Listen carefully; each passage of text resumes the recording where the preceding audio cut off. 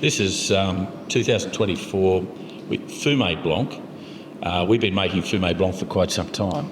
This is, we think, the most interesting end of Sauvignon Blanc in a sense, because people know the passion fruit, fresh and herbal type Sauvignon Blancs. We drink it all the time, but this is Fume Blanc. This is barrel fermented. This is French oak. This is thyme. And some other flavours from winemaking with a completely different outcome in mind. So we've made this a prestige end of the Sauvignon Blanc spectrum. 2023, for those of you who are looking at each of these new release wines, we're not talking about 24 here, we're talking about 23. So it's had time in the barrels. Made all the difference, hasn't it? Yeah, around that 8-month mark in the barrel in the smaller format. So lots of lee stirring and suspension of solids, and fermented in barrel also.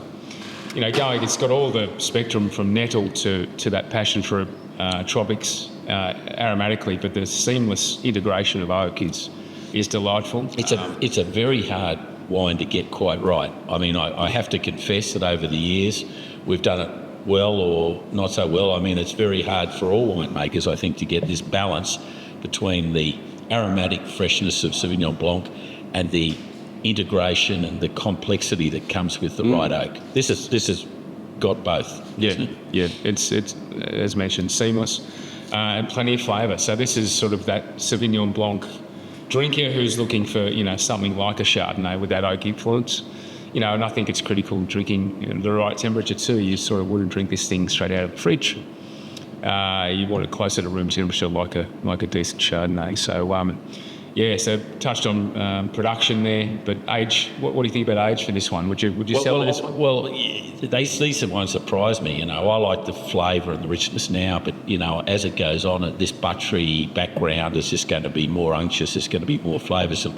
I think obviously this is a wine that we could look at in 5 years to 10 years time, and we find it fascinating to drink. It's going to be coloured. It's going to develop colour, but it's a style that's completely different. I wouldn't keep your average Joe average Sauvignon Blanc like this. No, that's right. This is going to be something worth looking forward to if you've got patience. However, you mentioned lees and stirring and barrels. We're talking about the yeast lees that are left over after the ferment, put into the barrel and mixed up with the wine to give that creamy texture, and that's right.